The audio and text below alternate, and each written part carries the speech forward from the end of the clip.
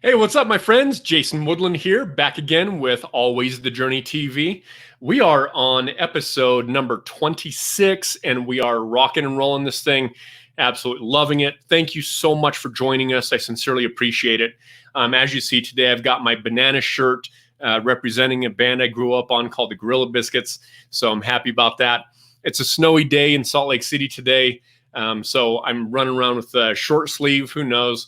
Anyway, that's just the way we go. So anyway, thank you so much again for joining us. Definitely subscribe, throw us a thumbs up. We've got a really amazing person that's going to be on here today. But I first wanted to give a small business shout out to my friends down at Lunatic Fringe in the heart of Holiday. It's located at 4640 Holiday Boulevard, suite number 106. And they've got a beautiful place down there. I'd go down to get my hair cut all the time, but as you see, I don't have much left. So anyway, today we are going to be introducing my dear friend Dave Brewer. He has got so much cool stuff going on, and I'm really excited about telling you about some of those things. So Dave Brewer is a Salt Lake City local, born and raised. After graduating from the University of Utah in 2010 with a BFA in photography, Brewer saw the need for a safe space for photographers of all skill levels to benefit from a professional studio environment, lighting equipment, analog and digital printing resources, etc. His interest expands into renovating historic spaces for creative community use. In 2011, Brewer signed a lease on an old warehouse needing renovation in the city's Greektown area, and launched photo collective studios. And what that is, it's a space built for photo and video professionals. And it quickly expanded to host a diverse set of artists and trades, live music, dance performances, community events, and more. Artist fundraisers as well, and they even did a pop-up tattoo shop for SLUG magazine. As PCS grew, they needed a bigger space, but searching for a new space was not easy. Brewer toured several warehouses, and all required considerable renovation. One promising option offered enough room, but it all fell through when it was taken out from underneath him with a more competitive bid. Feeling defeated, Brewer contemplated closing PCS and taking his career in a different direction until a real estate friend convinced him otherwise. He had him check out one last place, and that place is now the Clubhouse, formerly known as the Ladies Literary Club. The stars aligned, and Photo Collective was provided with a once-in-a-lifetime opportunity to purchase and steward this historic gem on South Temple. And in 2016, Clubhouse competed in a National Historic Preservation Grant competition, where they were able to win $150,000 towards making the building ADA wheelchair accessible for the first time in its history. Construction is nearing completion, and the Clubhouse is excited to show off the historic restoration with the addition of a creative arts cafe coming in spring of 2021. So that's extremely exciting to see this magnificent building stay a magnificent part of the community and continue to build and do really great things. Ladies and gentlemen, I'm really excited to introduce my friend Dave Brewer. What's up? Hey, how's it going? Thank you so much for having me. You're very welcome. I'm so glad that you're here with us, and I love your background. That's the auditorium there. So cool. Yeah, I'm celebrating. I've got the banana. You got the banana shirt. I've got the banana in my breakfast. So we're both celebrating. What was it? Monkey wrenches or what was it? No, Gorilla Biscuits. It's an old band. Monkey wrenches and Gorilla Biscuits. Yeah. That's right. It's funny because I normally have a banana for breakfast every day as well, but today I'm like, wait a minute, where's my bananas? I'm like, well, there's my bananas. There you go. Awesome. So Dave, I wanted to learn more about what was your original desire and interest in doing what you're doing all to begin with. So we're talking about PCS. What was your inspiration doing that? And then, of course, your inspiration to transition into the Clubhouse.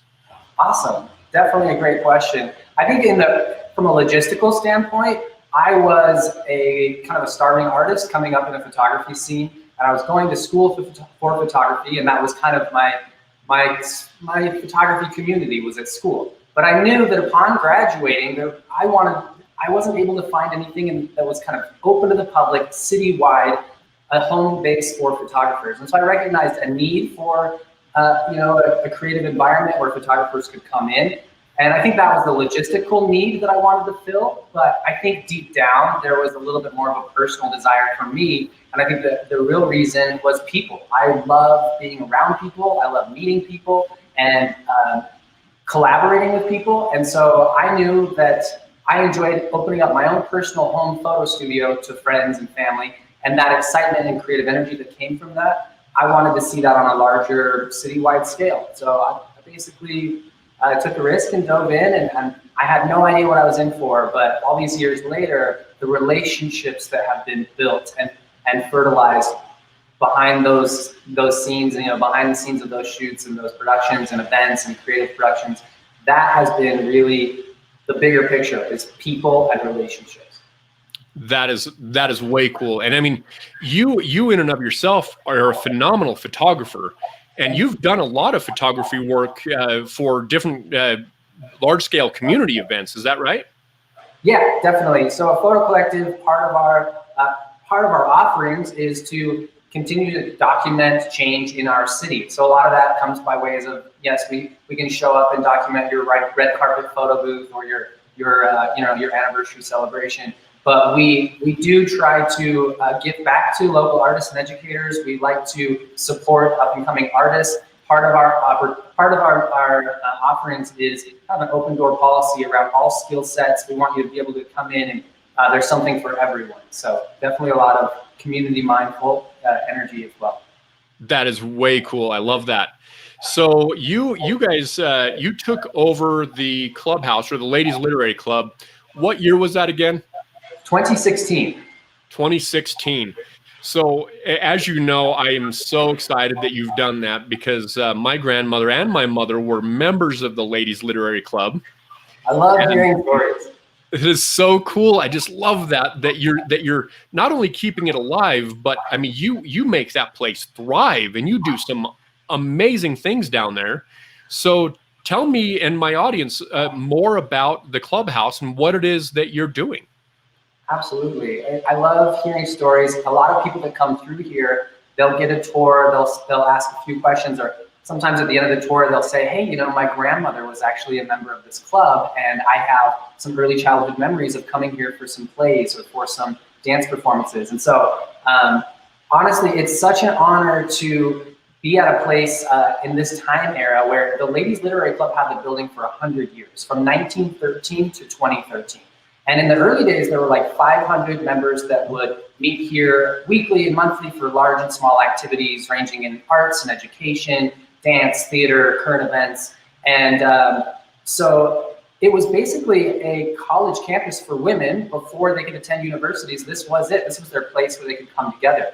And for 100 years, it kept that mission alive. But as more opportunities became available for women, the need for the club and their club memberships started dwindling slowly from about the 1960s on, until 2013, I'd say, when there were maybe a dozen ladies members of the club left that were just looking to find what the next chapter of the building could be, because the building itself is such a integral part of the community. So they wanted to ensure that it could continue to have life beyond the club itself. Though the Ladies Literary Club itself does still exist, their need for such a grand space was a little unnecessary at that point. So that's when they made the difficult decision to find a new owner for the building. And through working with Preservation Utah, they were able to help find new stewards and new owners to purchase the property.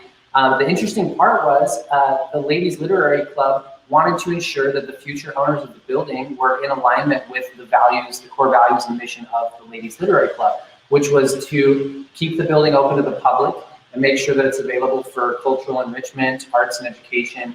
And when we came in and first laid eyes on this building, there were 12 other offers on the property.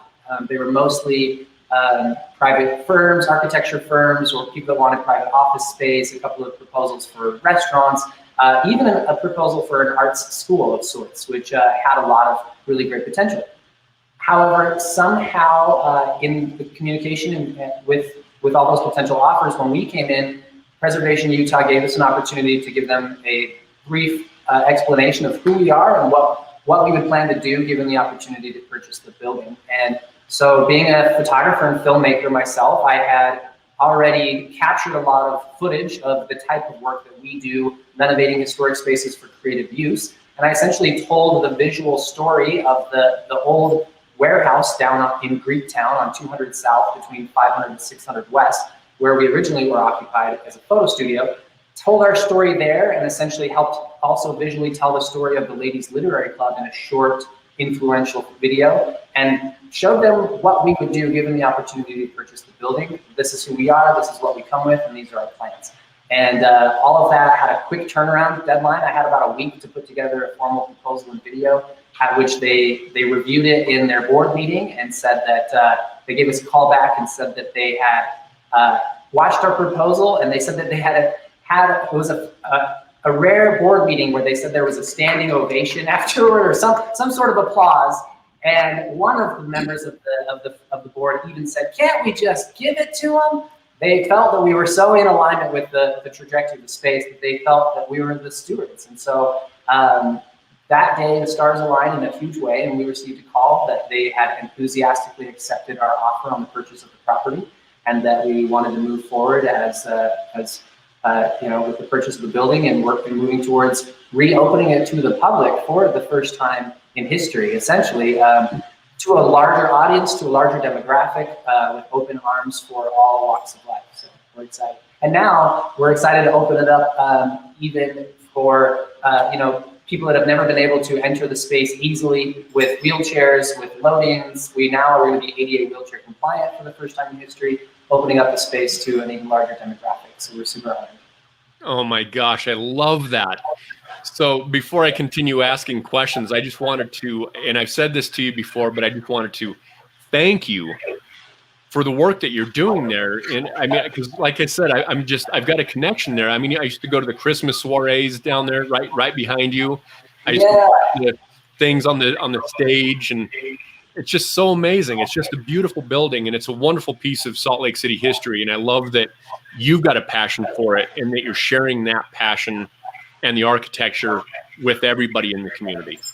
Thank you so much. I appreciate that support that I feel. The reason that I met you was here at this building. This building has connected me with so many individuals in this community that are incredible and doing so many great things. So to me, it just feels like a stewardship and sort of a gatekeeper role where I get to, dust off the space and renovate it, bring fresh people back into the space. And it's all about connecting arts and education and community in the city. So it's just fun to see the connections that happen just throughout people coming in and out of this portal. That is this architectural gem here that we found, hidden in plain sight on South Temple.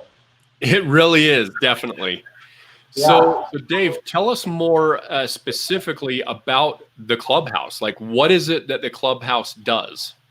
Thank you. Yes, to elaborate further on your previous question, in the previous 4 years that we've been here, we have hosted, I want to say it's up in the thousands of events, community events. We host, there's a couple of different things that the Clubhouse offers. We are a place where people can rent or otherwise utilize our space for their own workshops, their own educational workshops and things, their own events. But we also, as Clubhouse, do enjoy producing our own events as well. And those include sometimes an annual Halloween event or an annual New Year's party. Sometimes we collaborate with other local production houses that are producing events. But essentially, we are a space for that focuses on the visual arts as well as movement, including dance, theater, photo and video production.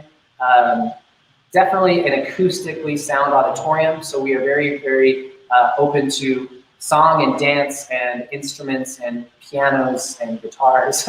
But more specifically, we offer the space in various capacities for artists and educators to utilize to grow their own businesses. So essentially, pre-COVID, our business model was we are an event venue that you can come and rent, and we can help co-produce your event, make it easier, provide all the logistical concerns that are usually a headache with producing an event. We provide all of that service here in-house, make it a lot easier for people to come and produce an event or a wedding or things of that nature. But more specifically, post-COVID, it's interesting. It's an interesting time to be running in a community event venue during a pandemic, right? Yeah. So we recognized early on in March when our entire year of bookings had to cancel, get their deposits back, refunds, scheduling, different things.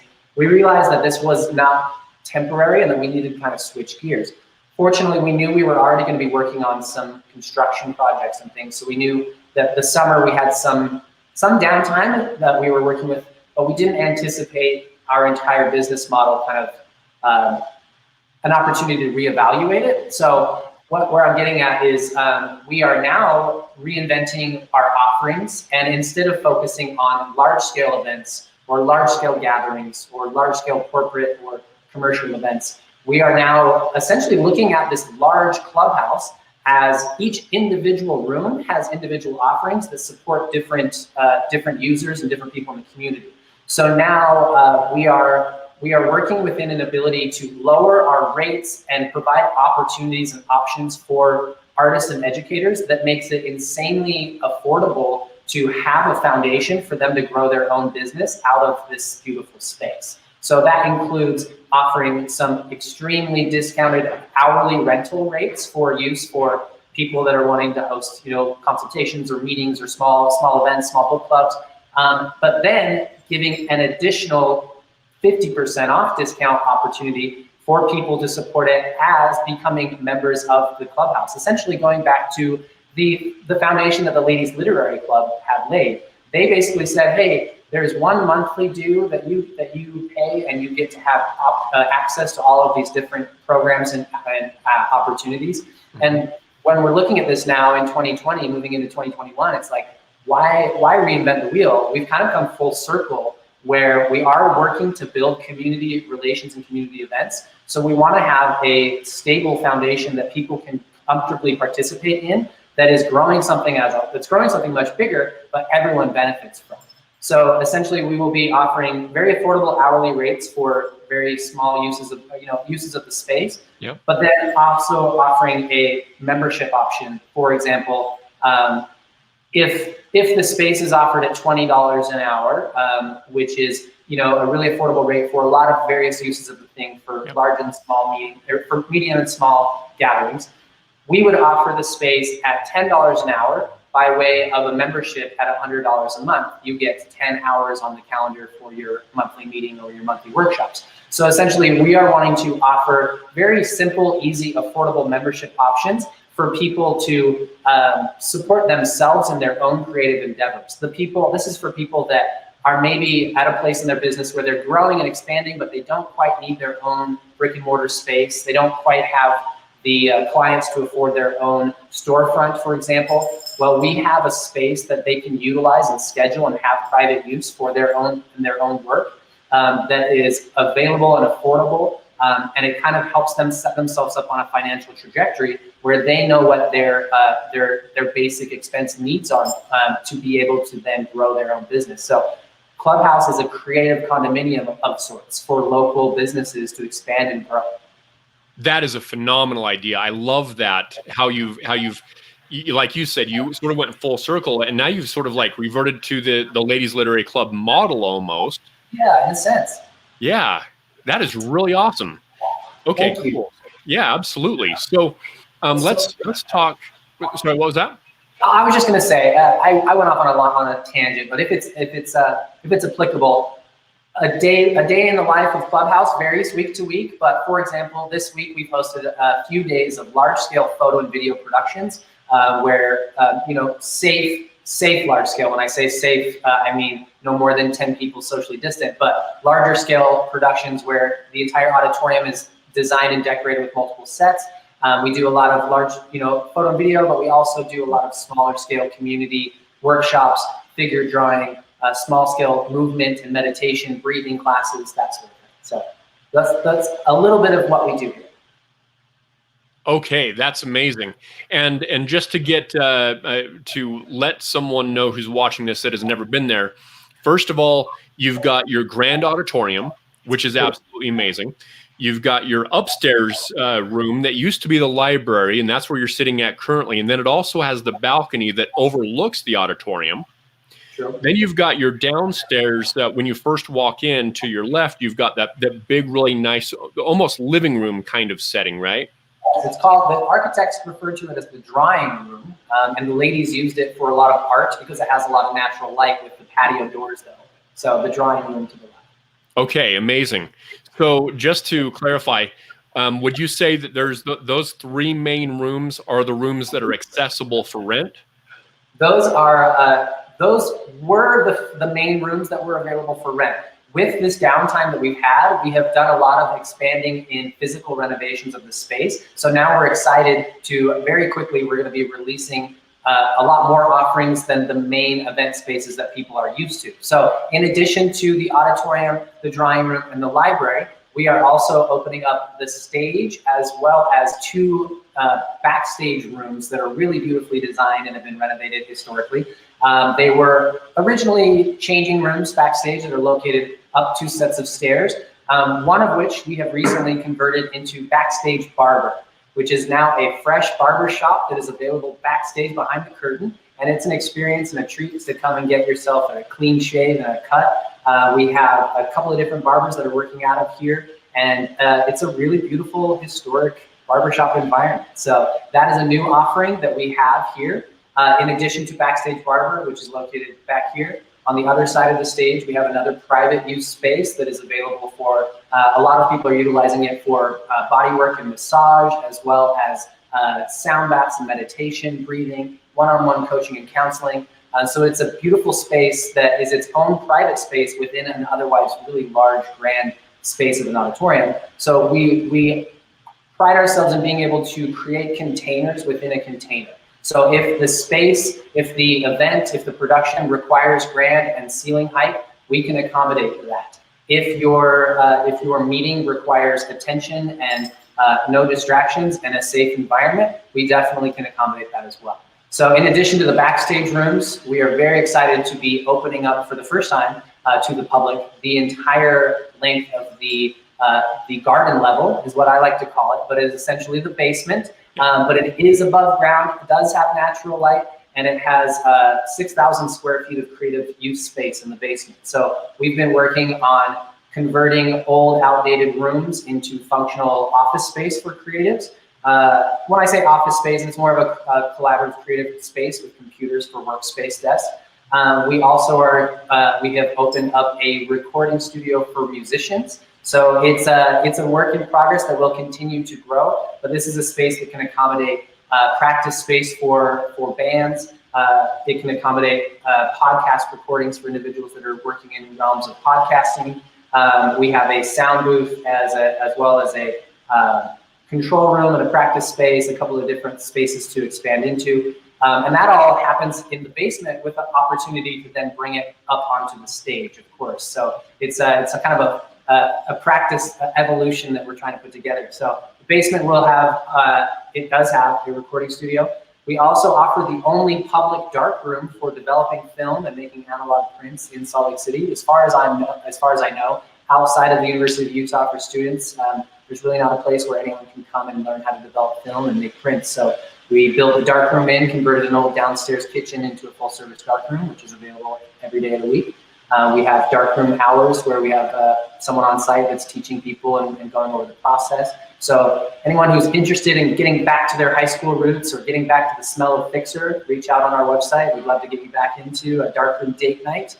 And then in addition to those spaces in the basement, we are thrilled to announce that we are building in a coffee bar, a cafe in the drawing room, which is also going to connect to the front patio, which will be open to the public. We have a brand new concrete front patio. Thanks to that historic grant, we were able to fix a century-old sinking and crumbling front porch that was dangerous for our clients.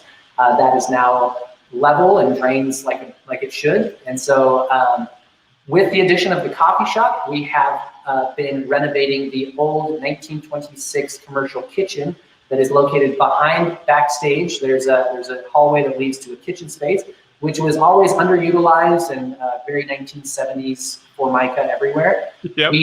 We have gutted it and cleaned it up, and it is almost ready to release back into the wild as a fully functional commercial kitchen, which meets health standard code as well as health department needs, so that caterers as well as cottage kitchens and commercial kitchen use can happen here in spring of 2021. The commercial kitchen upgrades also support the coffee shop, so we will be able to offer soups and salads and small healthy options for the community as well. So those are some of the new offerings that are coming from Clubhouse in spring of 2021. That is extremely exciting. So you're saying with the new cafe that's going to be in essence South Temple facing. True. Someone could just pop in and grab a donut or a coffee or whatever you guys are offering and just take off, right?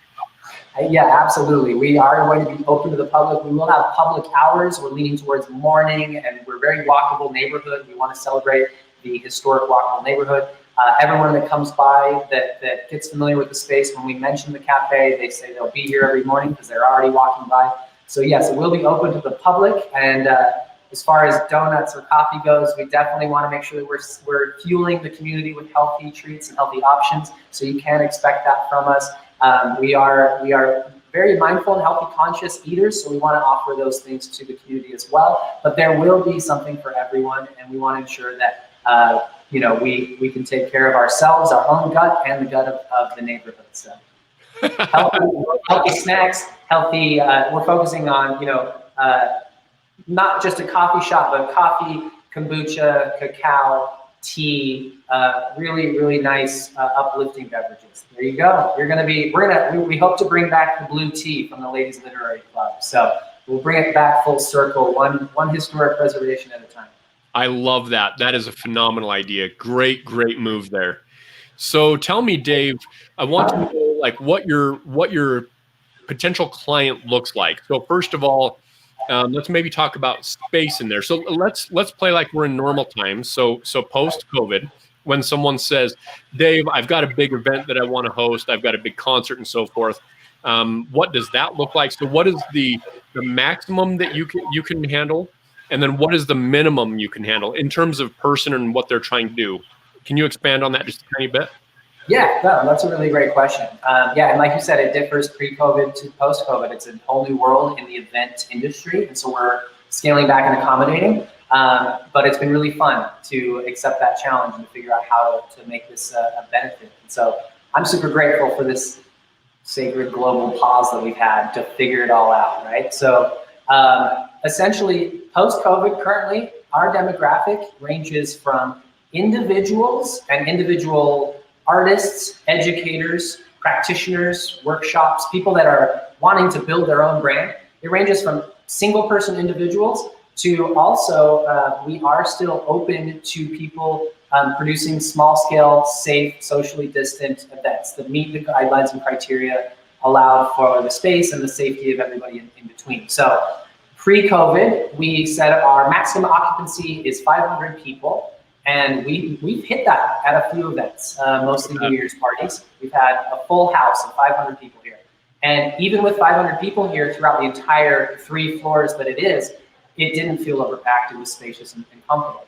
Now, post-COVID, we're a lot more mindful to maintaining smaller groups, smaller meetings, and also accommodating tours, people that are coming with potential. You're totally good. The question at hand is, what is our potential client? And here they are. So you're totally fine. We offer the space for all kinds of different uses of the space. So currently we are, booking the space for small scale meetings and workshops, but we are also still opening the space for 2021 weddings, as long as they are, socially distant and ensuring the safety of their guests and us as well. So we, on a daily, are happy to open up the space and provide personal tours showing off the architecture and the history for those that are interested in its use. And our ideal client, ideally, is someone who I believe honors and recognizes the history of the space and resonates with them to a point where to them, it's not just any other space. They want to host it here because they feel what this space holds for them, and it's not just a shoebox somewhere that they can rent. So our ideal client is someone who has a respect or reverence for the space, that wants to honor and celebrate it and share it with their friends, because those are the people that are going to respect it and treat it with kindness. So we're very open to the various uses of the space, as long as it's in respect and honor of the space itself. Jason says hi. That's awesome. Yeah, so I don't have numbers, I don't have specifics. Right now we take it as a case-by-case basis. If someone approaches us with an idea, we speak to them about their logistics and see if it's something that can accommodate, depending on the size of the group, we either can accommodate it in a smaller room, or if we're socially distant, even accommodate small meetings and things in a larger space if that ensures the safety of our guests. Nice. So here's a sort of an added question. If someone, let's say, does their event at your place, let's say it's a wedding, but let's say they don't have a wedding photographer lined up, is that something that you can do as a photographer as part of a package, or what does that potentially look like? Yeah, absolutely. Thanks for asking. Yes, so we're unique as an event venue because we're pretty open source. We realize that a lot of event venues require they have minimal fees, but then they kind of tie you in with the extra. You have to work with our caterers, you have to work with our photographer, and it has to be this much on food. So we're fortunate enough to be able to reinvent how to work with the community in a way that still benefits everyone without having to force them into these little boxes. So essentially for us, we offer packages and options that make their lives easier without forcing them into it. So if you were someone like this couple that's coming through that's looking to potentially host their wedding next summer or next fall, we offer our services. We say, hey, Dave also has a team of photographers or videographers. Here's a couple of samples of our work. It's really great to work with us because we are super mindful of the space and we know how to photograph it well as far as showing off its architecture and history in addition to your wedding, which is something that comes of a benefit than just bringing in your own photographer who maybe specializes in outdoor weddings, but maybe doesn't know how to photograph within an indoor space, for example. So yes, we do offer packages and options both for wedding photography, and all that. But we also try to help bridge that gap where we see if a client in a different capacity, for example, one of our most consistent bookings is photographers usually that are booking our space for photo shoots. But oftentimes we will get an inquiry from someone who's trying to produce a photo shoot and they're wanting to book the space. They don't yet have a photographer lined up and they're looking for recommendations. So that gives us an opportunity to then offer our services and say, yes, we can offer you the studio, hands off for this much, but if you'd like Dave to photograph all of your product and this is what it's going to look like, these are the deliverables, we're happy to just cut out the middleman, if you will. You don't have to look elsewhere. We can help take care of that here in-house, and that way you know where everything is. And so that's a really great offering that we have, is because our skill set is wide in the event production area. If it's not me or my team with photo and video production, we have sound engineers, we have set builders, we have designers. So we have an ability. I love to connect the local artist community to projects as much as I possibly can. So when someone approaches me with a need that I see that I can fill a friend in with, I look for those opportunities to bring them on so that the needs of the client are met, and that I'm also helping row the boat of myself and my community. That is way cool, and I can speak for your photography. I mean, your photography is absolutely phenomenal.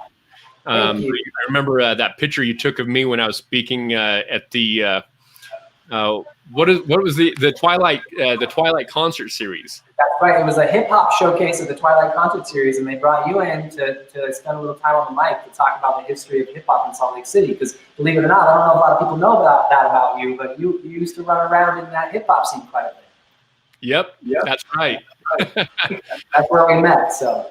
Yeah, that is awesome.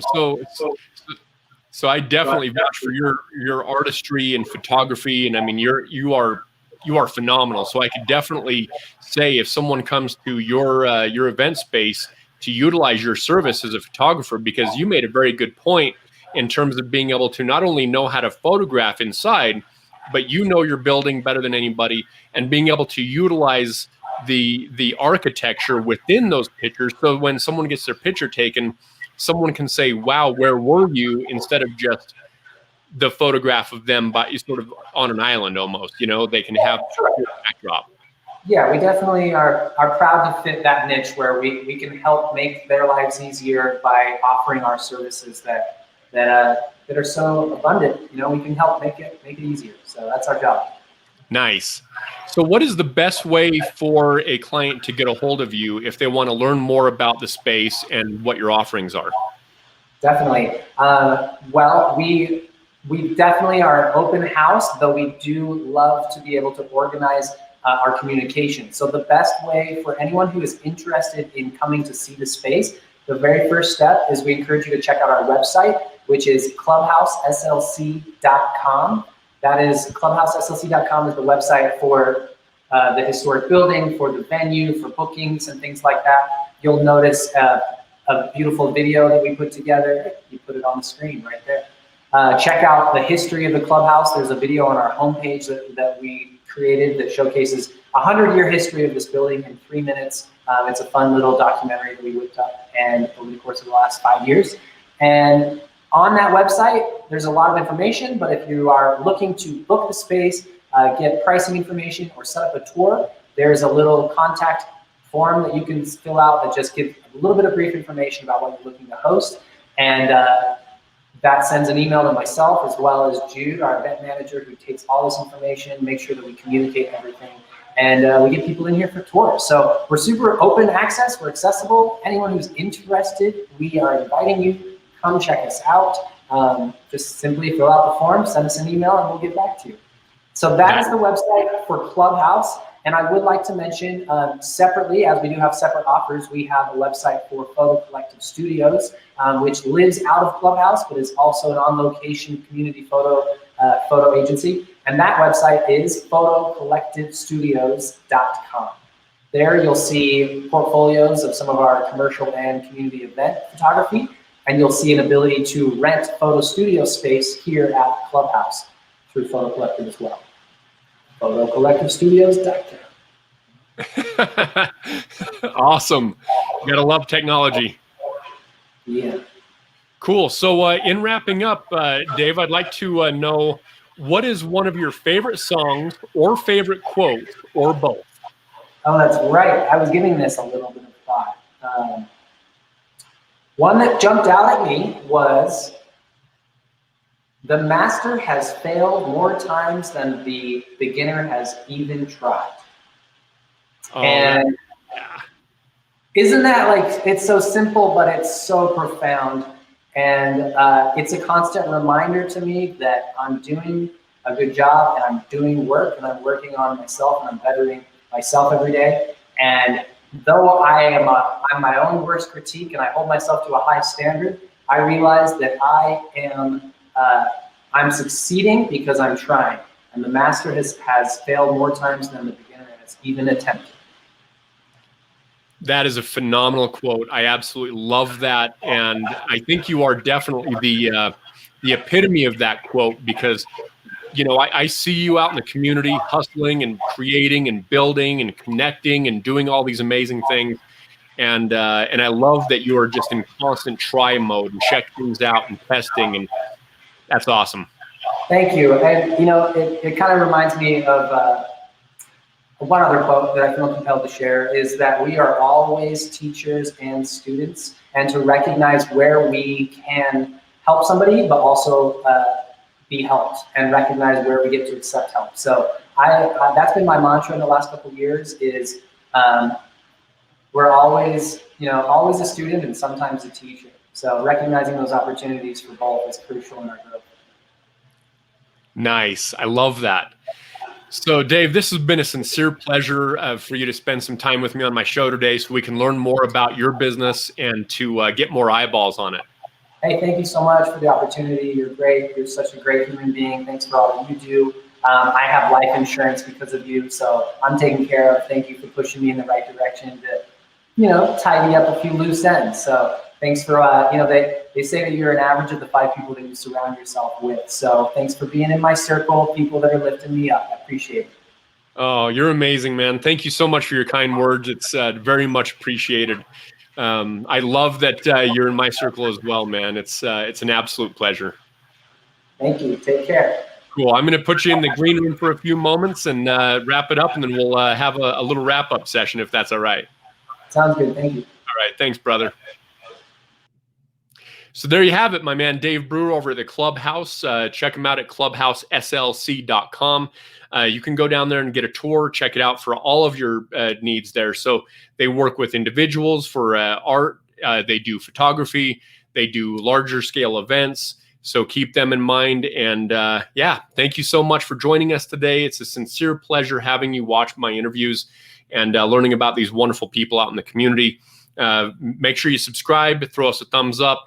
Any questions you have, put them in the comments, and we will be sure to jump on those and get your questions answered. And I wish you an absolutely amazing weekend. Take care, my friends.